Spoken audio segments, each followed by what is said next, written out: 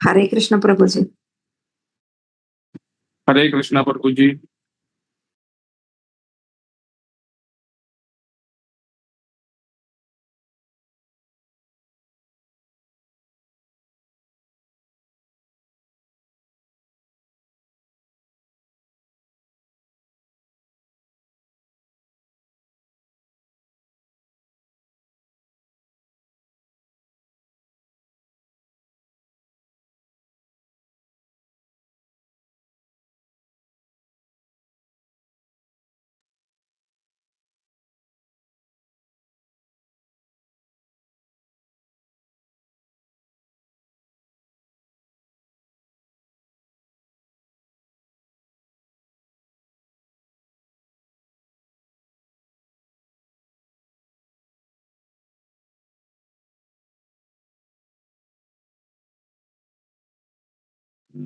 Hare Krishna, Krishna Krishna, Hare Hare.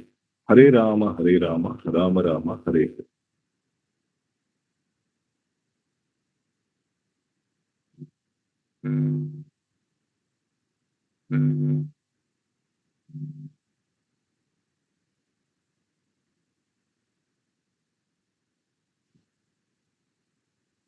So we welcome all of you for our Krishna Katha series that we are discussing on this auspicious occasion of Sri Krishna Janmashtami. In the last 2 days, we have been discussing about Krishna's unique pastimes, beginning with Bal Leela, wherein we heard about Krishna's appearance. So, Lord Krishna's appearance and manifestation on this planet. And after that, we also heard about Putana. Yesterday, we were discussing about Putana.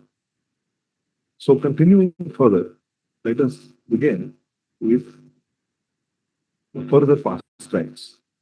Om Gyanatimirandasya Gyananjana Shalakaya Chakshurunmiritam Yena Tasmai Shri Guruve Namaha Shri Chaitanya Manobhishtam Stapitam Yena Bhutale Swayam Rupa Kadamahyam Dadati Swapadantikam Vandeham Shri Guru Shri Utapad Kamalam Shri Gurun Vaishnavamscha Shri Rupam Sagrajatam Sahagana Raghunathanvitam Tam Sajivam Sadvaitam Savadhutam Parijana Sahitam Krishna Chaitanya Devam Shri Radha Krishna Padan Sagana Lalita Shri Vishakhanvitamscha Nama Om Vishnu Padaya Krishna Prestaya Bhutale Srimate Bhakti Vedanta Swami Nidhiramine Namaste Saraswati Deve Gauravani Pracharine Nirvishesha Shunivadi Paschatya Deshitarine He Krishna Karuna Sindhu Dinabandhu Jagatpate Gopesha Gopika Kanta Radha Kanta Namostute Tapta Kanchana Gaurangi Radhe Vrindavaneshwari Vrishabhanusute Devi Pranamami Haripriye Vancha Kalpatarubhyascha Kripa Sindhu Bhaivacha Patitana Pavanebhyo Vaishnavebhyo Namo Namaha Jai Shri Krishna Chaitanya Prabhu Nityananda Shri Advaita Gadadhara Shivasadi Gaura Bhakta Vrinda Hare Krishna Krishna Krishna Hare Hare Hare Rama Rama Rama Hare Hare. So we are discussing on this auspicious occasion of Sri Krishna Janmashtami. We are discussing Krishna Leela.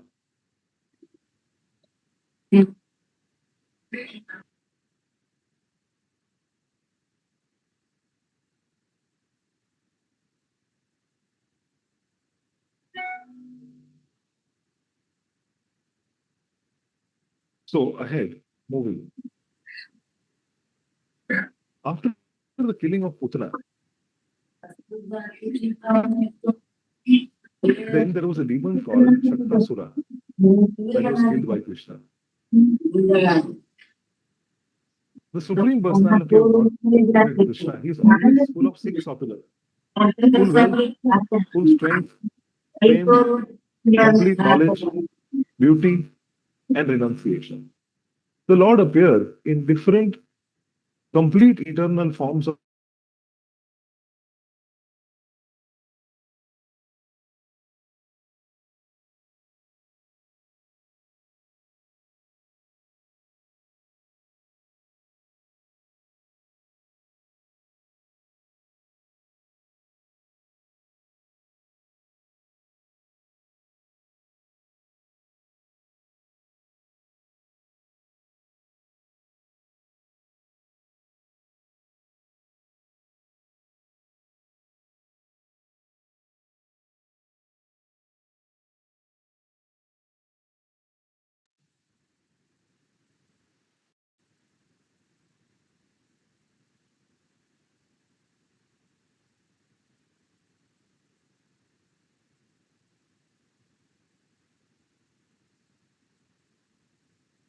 Hare Krishna.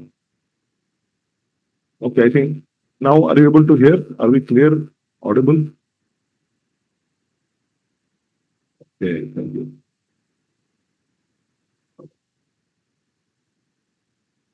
So we were discussing about Sri Krishna's pastimes. We discussed that just like after killing of Putana, then there were other demons whom Krishna killed. The next one was Trinavarta. Now the Supreme Personality of Godhead is always full with six opulences. The word Bhagavan means someone who has six opulences in full. Which are the six opulences? So this is full wealth, strength, knowledge, beauty, fame, and renunciation. So a person who has these six opulences, that too in full, can be said to be Bhagavan. Now in history, we find that there are so many personalities who came and went, but nobody could claim that they have full wealth, full strength, full knowledge, beauty, fame, and renunciation, except Lord Krishna.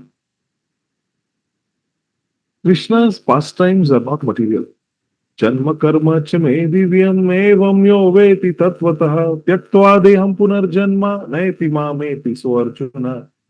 So Krishna says in the Bhagavad Gita that his pastimes and birth and activities are completely transcendental. They are not material. Krishna's form, pastimes, they are not belonging to this material world. Anyone who understands this, he does not take birth again in this world. So hearing is actually an opportunity to associate with the Lord. To hear about Krishna is to evolve one's transcendental nature just by hearing. By nature, all of us want to hear something or the other. We want to hear, they call it gossip. So people want to hear always about the activities of other people. And this tendency and this propensity can be completely perfected by utilizing it in hearing Krishna's pastimes. So by taking advantage of hearing the pastimes of the Lord, the material contamination of dust that is accumulated in the heart, due to long association with material nature, it can be immediately cleansed. Lord Chaitanya also instructed that just by hearing the Hare Krishna Mahamantra, just by hearing the transcendental name of the Lord, one can cleanse the heart of all contamination. There are many processes of self-realization, but this process of devotional service, of which hearing is the most important, is the easiest, and it will automatically cleanse one of all material contamination, enabling him to realize his real constitutional position. Just like sugar, it is by nature sweet. The constitutional position of sugar is sweetness. Can you imagine sugar which is not sweet? Likewise, the constitutional position of water is to be wet. Can you imagine water without wetness? It doesn't exist. Likewise, the jiva or the soul, the constitutional position of jiva is to love and serve. So by hearing Krishna, then our propensity to love him and to love all his people and to serve him and to serve the devotees, it automatically increases. So, coming back to Krishna Leela, when Krishna grew up a little more, he began to turn himself backside up. And he did not merely lie down on his back. Another function was observed by Nanda and Yashoda, which was Krishna's first birthday. They arranged for Krishna's birthday ceremony, that is Nandotsav. So all the cowherd men and women were invited in this jubilant celebration. The Brahmanas were also invited, and they chanted Vedic hymns for the good fortune of Krishna.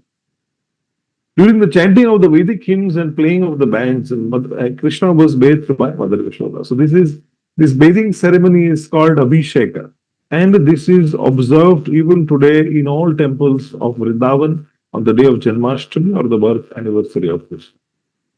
We too at ISKCON celebrate this bathing ceremony called Abhishek, and you will find that in every ISKCON temple we have special Abhishek on this special occasion of Sri Krishna Janmashtami.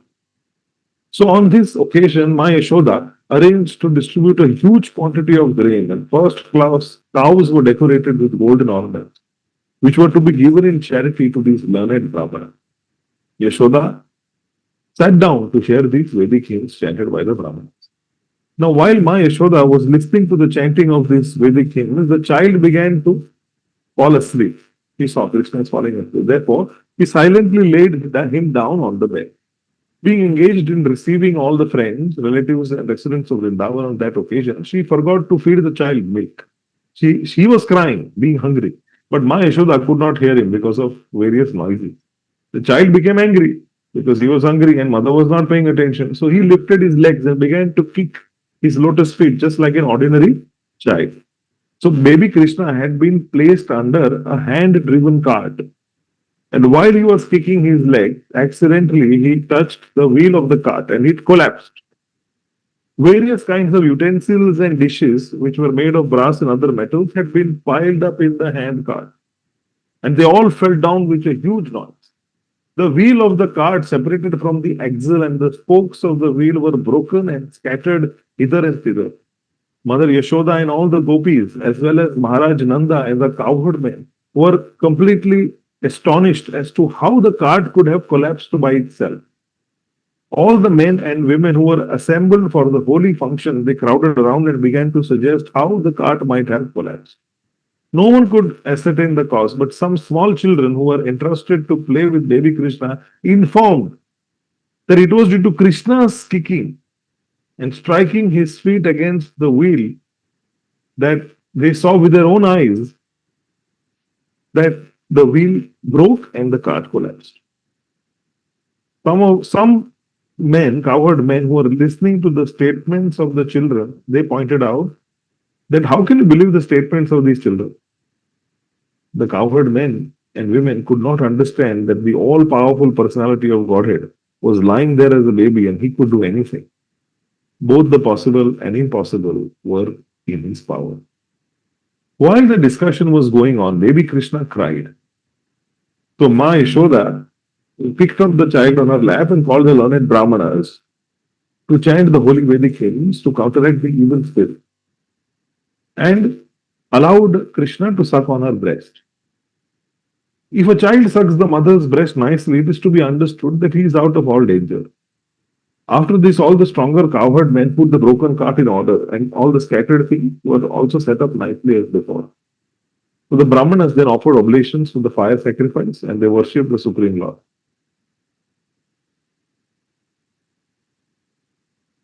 Now, as the Brahmanas chanted these Vedic hymns and performed ritualistic ceremonies for the second time, Nand Maharaj again gave them huge quantities of grain and many cows in charity.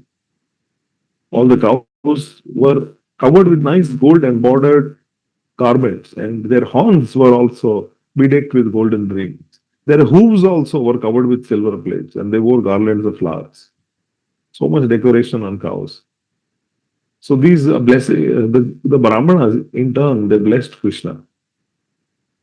So one day, shortly after the ceremony, when Ma Yashoda was patting baby Krishna on her lap, the baby felt too heavy, and being unable to carry him, she unwillingly placed him on the ground. And after a while, she became engaged in household affairs. At that time, a servant of Kamsa known as Trinavarta, as instructed by Kamsa, appeared there in the shape of a whirlwind. He picked up the child on his shoulders and raised a great dust storm all over Vrindavan, covering everyone's eyes. And within a few moments, the whole area of Vrindavan became so densely dark that no one could see himself or anyone else. During that great catastrophe, Mother Yashoda could not see her baby, who had been taken away by the whirlwind, and she started crying very piteously. She fell down as a cow who has lost her calf. When Mother Yashoda was so piteously crying, all the cowherd men and women, they immediately came and began looking for the baby, but they could not find it. They were disappointed. So this Trinavarta demon went high into the sky with baby Krishna on his shoulder. But the baby assumed such a weight that he could not go any further, but he had to stop his whirlwind activity. Baby Krishna made himself heavy and began to weigh down the demon, catching hold of his neck. Trinavarta felt the baby to be as heavy as a big mountain. He tried to get out of his clutches, but he was unable to do so, and his eyes popped out from their sockets. Crying very fiercely, he fell down to the ground of Vrindavan and died. And the Trinavarta, when he fell down, he hit a stone slab, and all his limbs were smashed. His body was now visible to everyone in Vrindavan. So now when the gopis saw the demon killed and child Krishna very happily playing on his body, they immediately picked up Krishna. The cowherd men and women became very happy to get their beloved child Krishna. At that time, they began to talk about how wonderful it was that the demon had taken away the child to devour him. But he could not do that. Instead, he fell down flat, dead. Some of them supported the situation. They said that this is proper because those who are too sinful die from their own sinful reaction. And child Krishna is very pious. Therefore, he is safe from all kinds of fearful situations. And we too must have performed great sacrifices in our previous lives, worshipping the Supreme Personality of Godhead, giving great wealth in charity, and acting philanthropically for the general welfare of men. Because of such pious activities, the child is safe from all danger. The gopis were also talking among themselves. What sort of austerities and penances must we have undergone in our previous lives?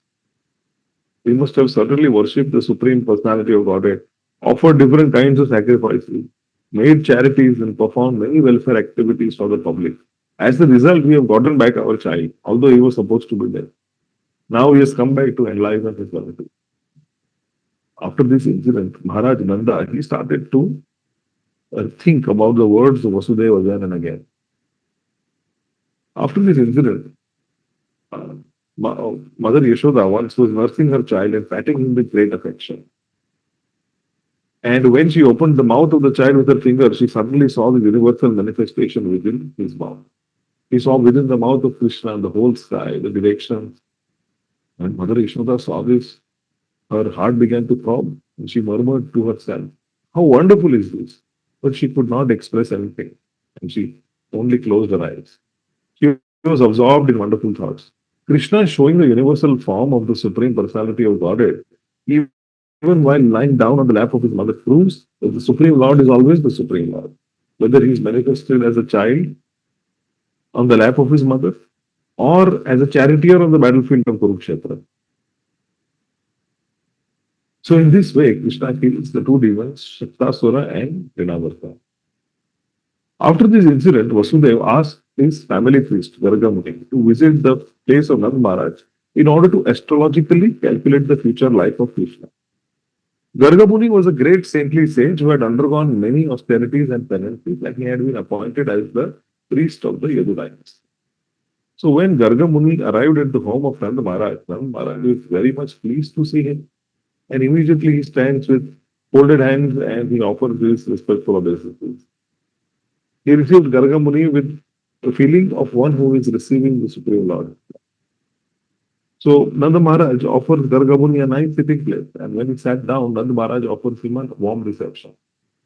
Addressing him very politely, he said, "My dear Brahmana, your appearance in a householder's place is only to enlighten. We householders are always engaged in household duties. We forget our real duty of self-realization. You have come to give us spiritual enlightenment. That is your mercy. You have no other purpose." So out of compassion, saintly persons and Brahmanas, they go to householders' homes to uplift them. Nand Maharaj addressed Gargamuni as one of the great authorities in astrological science. The foretellings of astrological science are wonderful calculations, and by this science, a particular person can understand the future very clearly. Gargamuni was very proficient in this knowledge. So Nand Maharaj, he wants to know, and therefore he asked Gargamuni. So Gargamuni replies that Vasudeva has actually sent me to see the reformatory process performance of these boys, especially Krishna's. But if I do so, it may incidentally appear that Krishna is the son of Devaki, since I am Vasudeva's family priest. Because what had happened is that Gargamuni was the family priest of the Yadu dynasty, not for Nand Maharaj and his family. So it was the custom that the family priest will perform. all the purificatory rituals.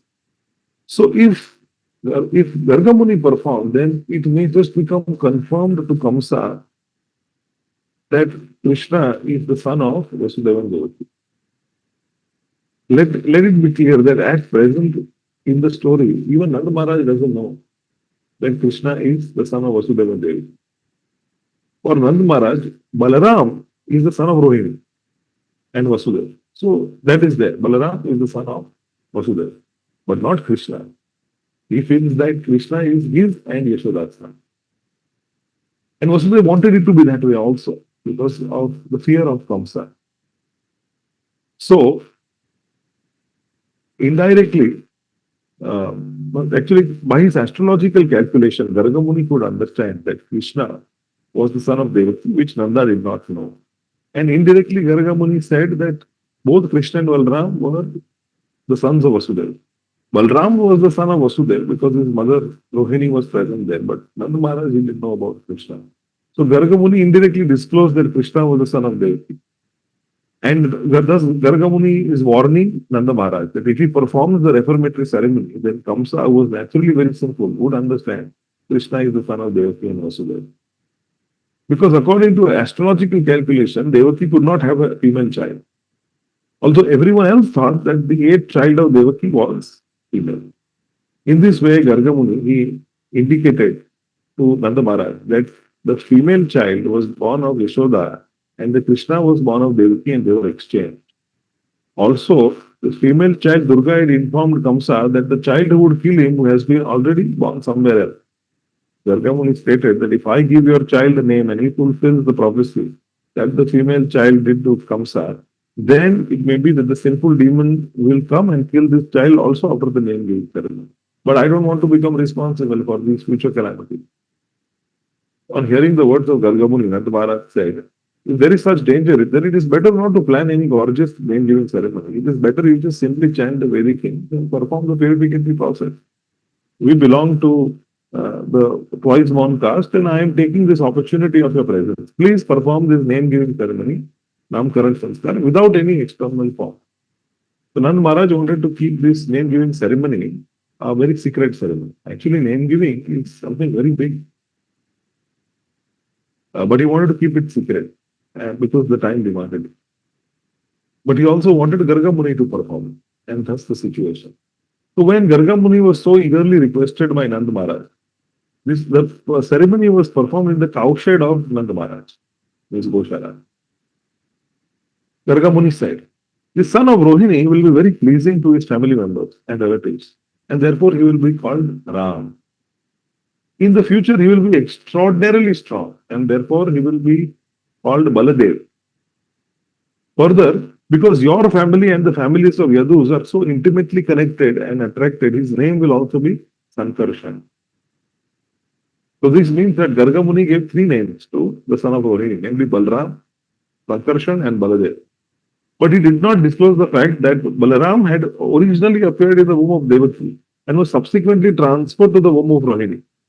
Krishna and Balaram were real brothers, being sons of Devaki. Gargamuni then informed Nand Maharaj, as far as your son is concerned, this child has taken different bodily complexions in different yugas. First, he assumed the color white, then the color red, then the color yellow, and now he has assumed the color black. Besides, he was formerly the son of Vasudeva, and therefore his name will be Vasudeva.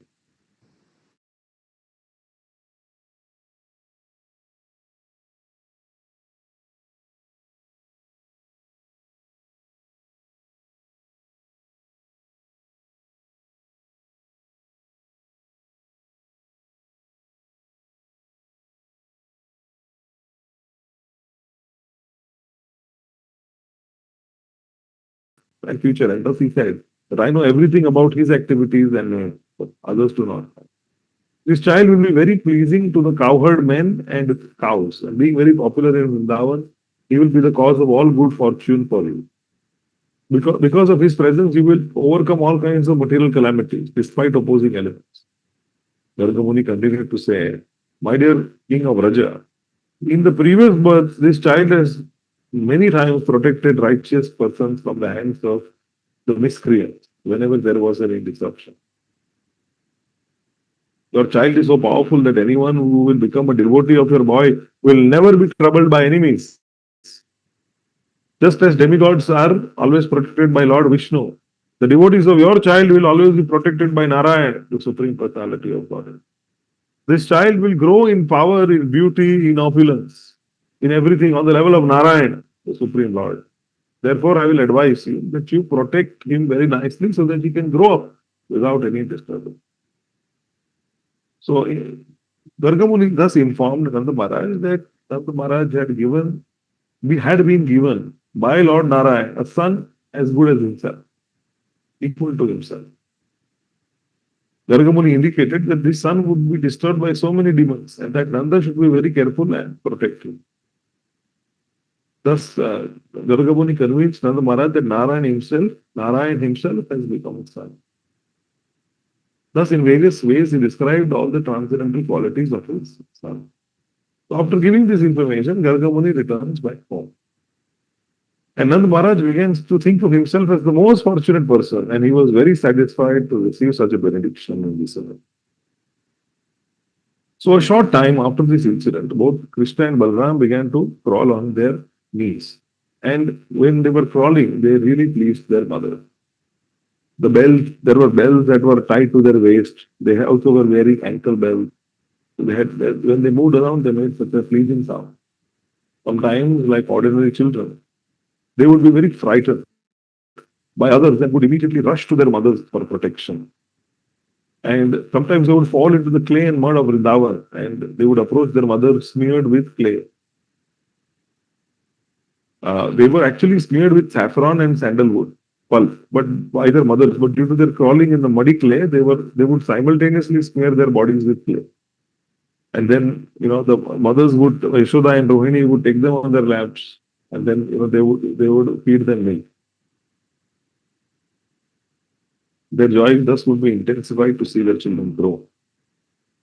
Sometimes these naughty babies would crawl up to the cowshed, catch the tail of a calf and stand up. The calves being disturbed would immediately begin running and the children would be dragged in the clay and cow dung. To see this fun, Yashoda and Rohini would call all their neighboring friends, the gopis. And upon seeing these childhood pastimes of Krishna, the gopis would be merged in transcendental bliss. In their enjoyment, they would laugh very loudly. Krishna and Balaram were so restless that their mothers, Yashoda and Rohini, would try to protect them from cows, bulls, monkeys, water, fire, while they were executing their duties. And they were always anxious to protect the children and to execute their duties. They were not very tranquil and peaceful. In a short time, Krishna and Balaram began to stand up and slightly move on their legs. When Krishna and Balaram began to walk, other friends of the same age also joined them, and together they gave the highest pleasure, especially to Maya Yashoda and Maya. So the gopi friends of Yashoda and Rohini, they enjoyed the naughty childish activities of Krishna and Balaram in Vrindavan. In order to enjoy further bliss, they all came together and went to Maya Yashoda to complain against the restless boy. When Krishna was sitting before Maya Yashoda, all the elderly gopis began to lodge complaints against him so that Krishna could hear. They said, "Dear Yashoda, why don't you restrict Krishna? So naughty he is. He comes to our home along with Balram every morning and evening before the milking of the cows. They let loose the cows and the cows drink all the milk of the cows. So when we go to milk the cows, we don't get any milk. We have to return with empty pots. But if we warn Krishna and Balaram about doing this, they smile so charmingly that we cannot do anything. Also, your Krishna and Balaram find great pleasure in stealing our yogurt and butter. Wherever we keep it, Krishna and Balaram are caught stealing yogurt and butter. They say, why do you charge us with stealing? Do you think that butter and yogurt are in scarcity in our house? Sometimes they steal butter, yogurt and milk and that they distribute to the monkeys. And when the monkeys are well fed and they don't take any more, their boys, they mock us. They say that the milk and butter, yogurt are useless, so much so that the monkeys also don't like it. Then they break the pots and they throw them hither and thither. If we keep our stock of butter in a solitary place, hidingly, then in a dark place, your Krishna and Balaram find it in the darkness by the effulgence of their ornaments and jewels on the body. If by chance they cannot find the hidden butter and yogurt, they will go to our little babies and pinch them so that they cry and then they go away. If out of fear of these naughty boys, we keep our stock of butter and yogurt high on the ceiling, on a swing, which is beyond the reach. They try to reach it by piling all kinds of wooden planks, and they make a pyramid. When they cannot reach, they make a hole in the pot. We think, therefore, you better take the jeweled ornaments off the bodies of these boys. On hearing this, then Yashoda would say, all right, I will take the jewels away from Krishna so that he cannot see the butter hidden in the dark. Then the gopis say, no, no, no, don't do this. What good you will do by taking away the jewels? We don't know what kind of boys are these, but even without the ornaments, they emanate a special effulgence. Mother Yashoda would inform them, all right, you keep your butter and yogurt carefully so that they may not reach you. In reply to this, the gopi said, actually we do so. But sometimes we are engaged in other household duties. These naughty boys enter into our houses somehow or other and they spoil everything.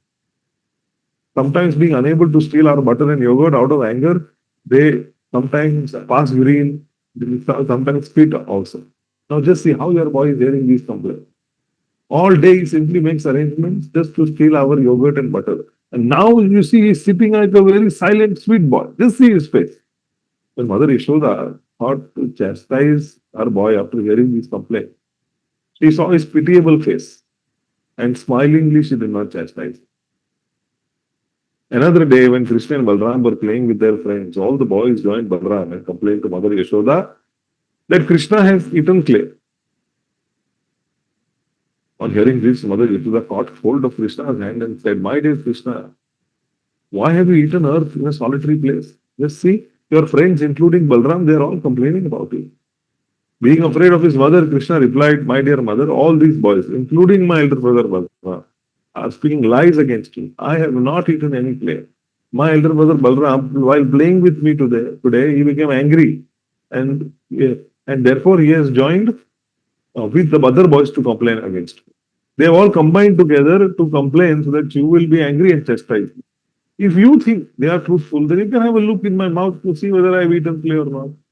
His mother replies, okay, if you have actually not eaten clay, open your mouth, I shall see. When the Supreme Personality of Godhead was ordered so by his mother, he immediately opened his mouth, just like an ordinary boy. Then Mother Yashoda saw in his mouth the complete opulence of creation. He saw in all directions mountains, islands, oceans, seas, planets, air, fire, moon and stars. She also saw all the elements, the senses, the demigods. She saw the entire universe, entire Brahmanda, entire cosmic manifestation. Within herself, she saw, within the mouth of Krishna, she saw the earth planet. In that, she saw herself looking into Krishna's mouth. And she saw that, she fainted.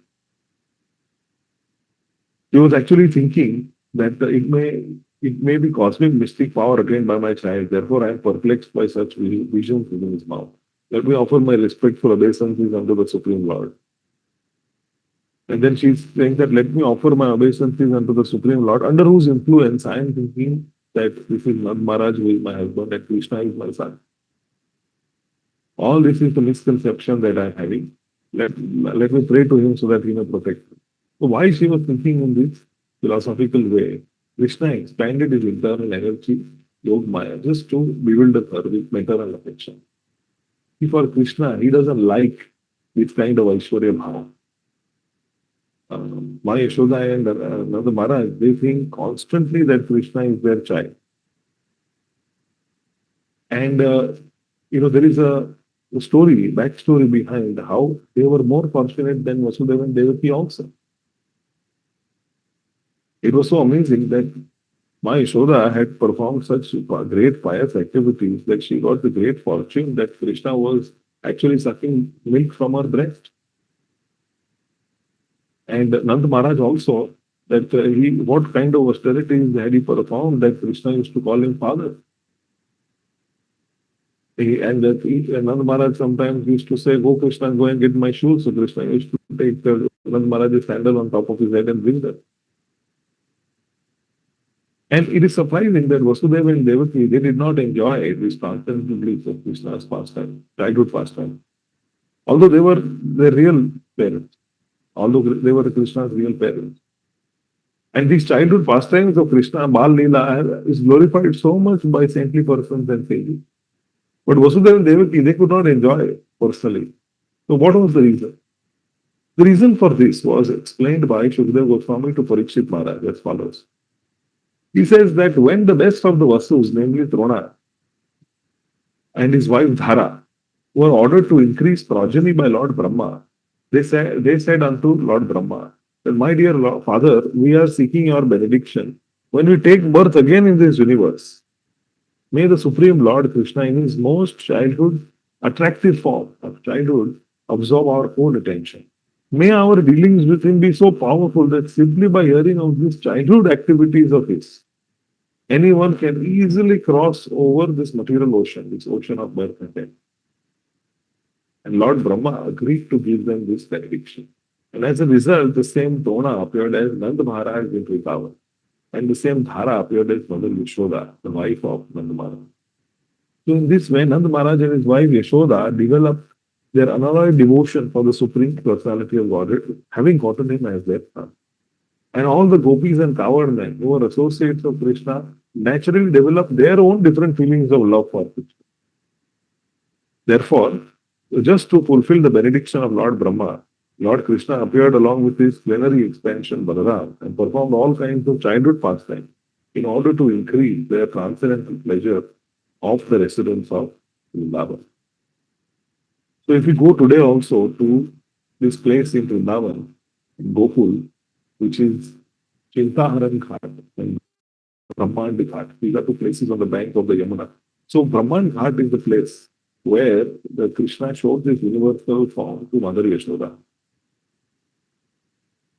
And seeing that, Mother Yashoda was in anxiety and she was getting all these thoughts that Krishna is the Supreme Personality of Godhead. What a fool I am to think that he is my son. So she was in distress. And she goes to this place called Chintaharan. Chintaharan, it was a place where my Yashoda's anxiety was dissipated. Because when she was sitting in the soft sand on the banks of the Yamuna, seeing the water of the Yamuna flowing by, Krishna expanded his Yoga Maya and she forgot everything. She forgot that she had seen the entire universe in Krishna's mouth. She forgot. Because that's what Krishna wants. How can his mother love him like a child, like her own son, if she is always cognizant and always mindful of the fact that Krishna is her son, that Krishna is the Supreme Lord who has appeared as her son? How can she chastise him? As we will see ahead, that Mother Yashoda, she tries to bind Krishna also. That is the famous Leela called the Damodar Leela. And she's running behind him with a stick. Now, how will you run behind God, who is the Supreme Sarva Shaktiman Ishwar, Param Brahma, Param Dhamma, Pavitram Paramam Bhavan? All the great sages worship Krishna. He is Para Brahman. He is the reason of this cosmic manifestation. So how will Mother Yashoda be able to chastise him and train him up if she remembers that he is the Supreme Lord? No, Krishna doesn't want that. He wants to enjoy this Vatsalya Prem that is sweet for him. Srila Prabhupada gives an example, just like the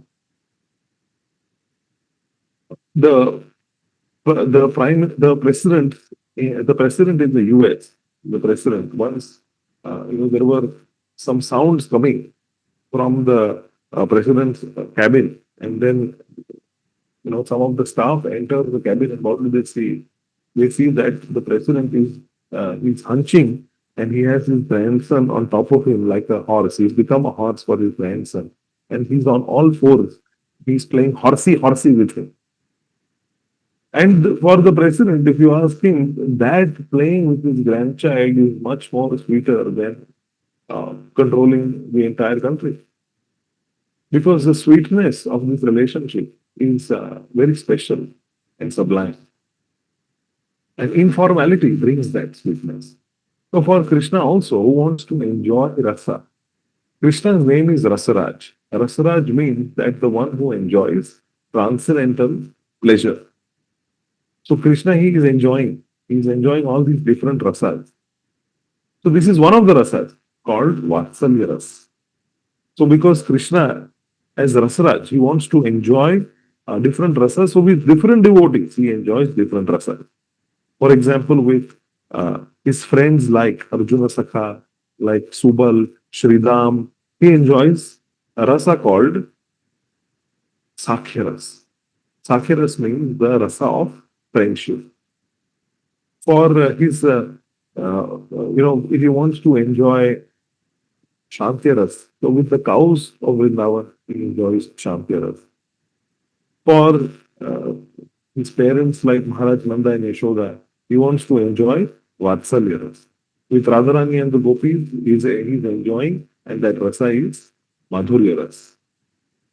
In this way, Krishna enjoys all these rasas. He is Rasaraj. So, for this reason, we understand that Krishna performs these pastimes. And for this reason, he likes that his devotees, they address him very informally. So, these are pure devotees. So, Krishna really likes that much more than he enjoys any official position or even the hymns of the Purusha Sutta, which are, and the oblations and sacrifices that are offered to the demigods or even by the demigods too. So for him, Mother Yashoda's chastisement or the gopis' chastisement is sweeter than all the official and formal offerings that are done by even great devotees like the demigods. So thus Krishna is the god of sweetness. So Shripad Vallabhacharya has written this very beautiful bhajan, Madhurashtakam. Adharam Madhuram Vadanam Madhuram Nayanam Madhuram Hasitam Madhuram Gamanam Madhuram Hasitam Madhuram Madhuradipaterakilam Madhuram. That means Krishna, his walking is sweet, his talking is sweet, his smiling is sweet. Everything about Krishna is sweetness. So he is the king of sweetness. So this is God. He's sweet. He's great, but he's sweet too. And his sweetness is so much that it actually, his sweetness is much more than his greatness and opulence also. So this is that same sweet Lord that is Krishna. And through by hearing his pastimes, we can understand how sweet he is. And these are the speciality of the Vrindavan pastimes. They are full of sweetness, of Krishna's quality. So we shall end today's session here. We can open for questions. Those who would like to have some questions or comments, you can post it in the chat box. Today we discussed about more of Krishna's childhood pastimes like his killing of Shaktasura and also his killing of the demon Trinavarta. And we also discussed about Krishna's pastimes of stealing butter from the gopis' houses and how he showed the universal form to Mother Yashoda. If we chant Hare Krishna, then if we follow the process of Bhakti Yoga, then we can enjoy and relish these sweet pastimes of Krishna. And not only by hearing them, but also in the spiritual world, we can enjoy. We can actually be a part of these pastimes also, and that's the aim of this life, that we re-establish our lost relationship with Krishna. And if we re-establish this relationship, then we also, in some rasa, we also can reciprocate with it. It may be Madhurya Ras, it may be Dasya Ras, it may be Sakhya Ras. So that is something very worth aspiring for. That's what Sri Chaitanya Mahaprabhu came to teach us, which Srila Prabhupada has made it so simplified. Simple process. Follow 4 regulative principles and chant Hare Krishna every day. So, my request to all of you is please chant Hare Krishna Mahamantra every day. For those who are not chanting, please make this Mahamantra a part of your life, and every day please chant the prescribed number of rounds. And you will see so much of positivity and so much of love for Krishna entering your heart.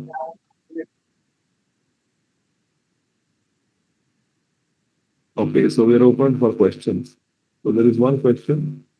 If God is beyond material qualities, why does Krishna appear to have human-like emotions in his pastime? So God is beyond material qualities, yes. You see, that's why it is interesting that we should not confuse God's qualities as being material. His qualities are completely spiritual. So, therefore, in the Upanishads also it is mentioned that God is Nirguna, Nirakar. Why is it mentioned like this? It's because Nirguna, it means that he has no qualities. Why does it? It means that he doesn't have any material qualities. And this is important for us conditioned souls to understand because, the moment we say, okay, Krishna is like this, Krishna is sweet, he is beautiful. Immediately when we hear something like Krishna is beautiful, in our mind goes back to the memory of something that is beautiful. Maybe some girl we have seen is beautiful. And then our mind immediately, it will connect to that. Oh, beautiful, how beautiful? More beautiful than this girl? But actually, in the material sphere, all the beauty which exists, all the qualities that exist, it is prone to fall down because they are not transcendental, they are not permanent. But all of Krishna's qualities, they are permanent. So, but Krishna, he himself is a person. He's still a person. And because he's person, he has human emotions, human-like emotions also. So he also feels love. He also feels anger. He also feels sorrowful sometimes. He also feels hurt. So thus all the range of emotions are there within Krishna's person. And we come to know this through his pastimes as we understand his personality. However, it should not be misunderstood that it is the same as us. It's not, because in our hearts we have lust, anger, greed, pride, illusion, and envy, which is all arising from a misidentification. This is called conditioned life, conditioned existence. Three modes of material nature, they cover us. But in Krishna's case, he's Shuddha Sattva. Because Krishna is Shuddha Sattva, so there is no tinge of any material.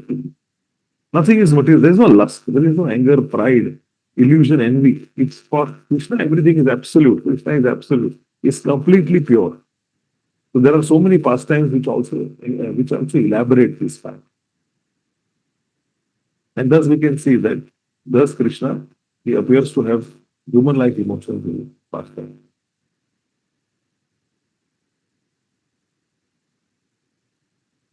Okay, so another question.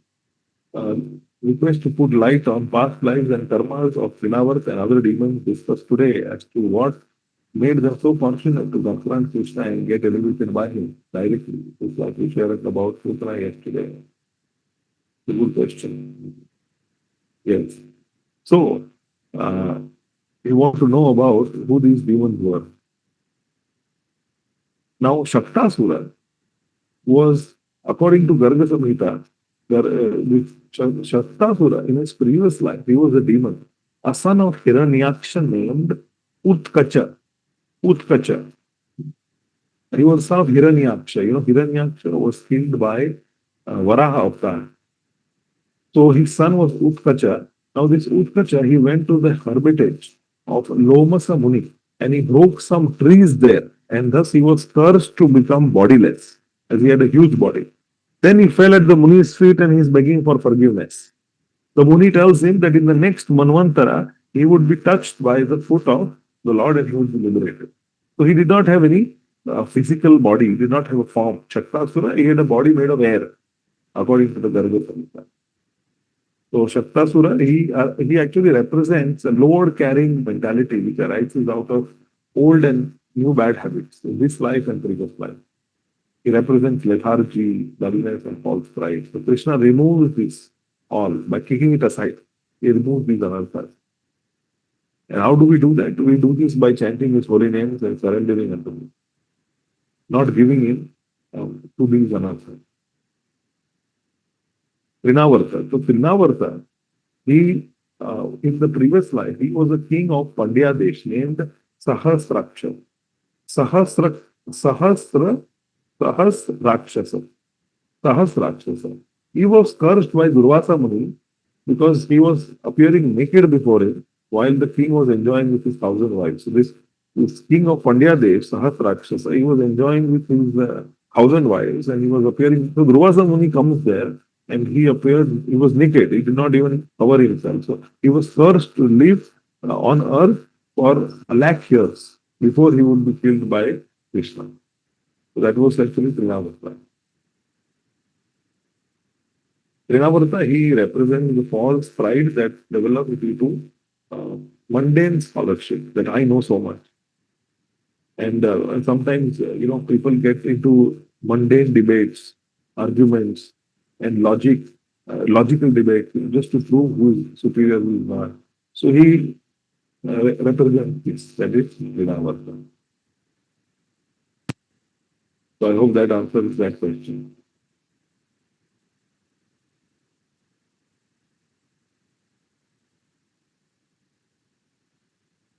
Okay, question.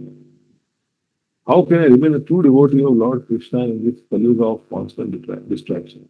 You can remain a true devotee of Lord Krishna in this Kali of constant distractions by committing ourselves to this process of Bhakti Yoga, which begins by the chanting of His holy names.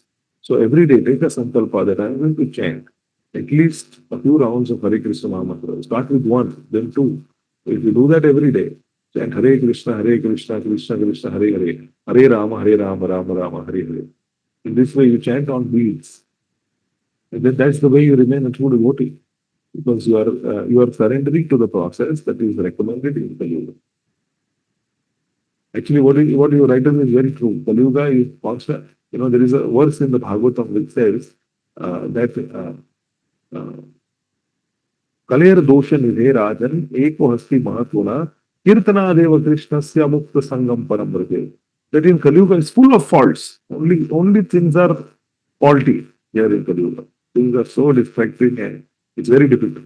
So that is mentioned in the scripture already. But there is one good thing. It is also mentioned there is one good thing. What is that? Kirtana Deva Krishnas. Just do Krishna Kirtan. That means you chant the names. Names have so much power that it will completely, it will give you the ultimate destination. Question. Hare Krishna Prabhuji, how can I eradicate my past life birth sins to attain moksha? By chanting and by performing Bhakti Yoga. Karmani nirdahati kintu cha bhakti bhaja.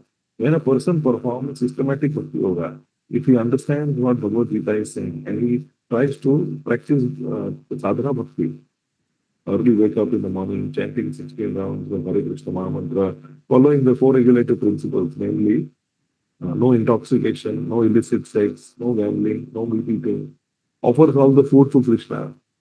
If he does this basic process, associates with Krishna's devotees, develops and cultivates bhakti, then that's the way to remove all past life sins and attain moksha. In fact, you get even higher moksha, or higher than moksha. You go back to the spiritual world. Okay, another question. Hare Krishna Mahamantra has divine potency to cleanse our thought. Does our soul, Jiva, also get purified since our soul is part and parcel of our Lord and thus remains purified? So how can we say we get purified? Yeah, the soul is part and parcel of Krishna, but in material in association with matter, it has got contaminated. And what has happened is we have a false identification that has developed. The soul by essence is not contaminated. The soul by nature is Sat Chid Ananda. Sat means it is eternal, Chid means it is full of knowledge, and Anandamai, that means it is blissful. But we have got, what has happened is that the soul has not changed, but we have a false identification. It is like a fish out of water. So when the fish is out of water, then is it natural? Is it in its natural state? It's not in its natural state. So the fish has not changed, but the environment has completely changed. What if a fish thinks that it is belonging to the land and not to the water? It will die. It's not going to be happy. In the same way, we are not happy because we are in the wrong place. We are trying to find happiness in temporary things. The way to find happiness is developing relationship with Krishna and his devotee. So, what happens when we start the process of chanting, then all this contamination in the heart is removed. This false identification is removed. The subtle body is dissolved, and then we can actually experience love for Krishna, which we are actually meant to. I hope that answers the question. Was Krishna stealing butter, Matanchor pastime, an act of mystery for a deeper spiritual teaching about love and surrender? Krishna's Makhan Chor Leela is purely for the satisfaction of the gopis. The elderly gopis wanted. Actually, what happened? The elderly gopis desired that Krishna eats our butter. Now, how will they eat? How will he eat their butter? The Nand Maharaj and Ma Yashoda had 9 lakh cows. 9 lakh cows. So why will he go and steal? How? Why will he go and eat? How will these elderly gopis get an opportunity to serve Krishna and give their makhan to him? How? Because already he's having so much. How can you give someone who's already having everything?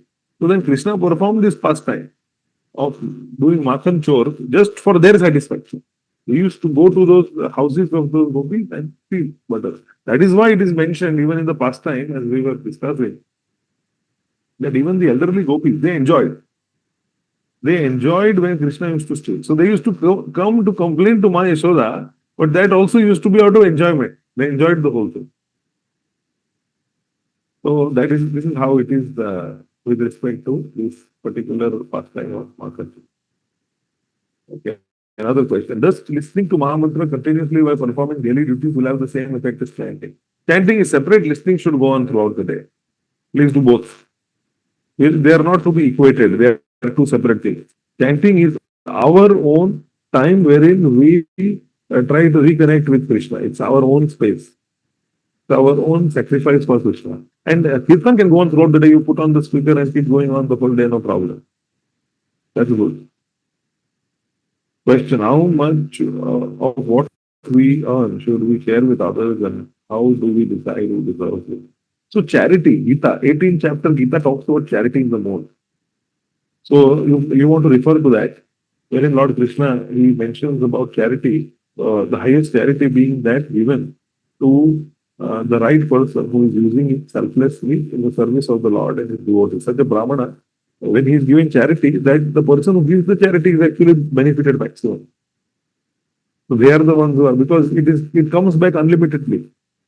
Whereas if you give to a person who is ignorant and he uses for sinful life or sense gratification, then you get the karma also. So therefore, that has to be we have to be very careful about it. And the first part of the question is, how much of what we earn should we share with others? Well, Srila Rupa Goswami has given a good breakup of it. He says that 50% of what we earn,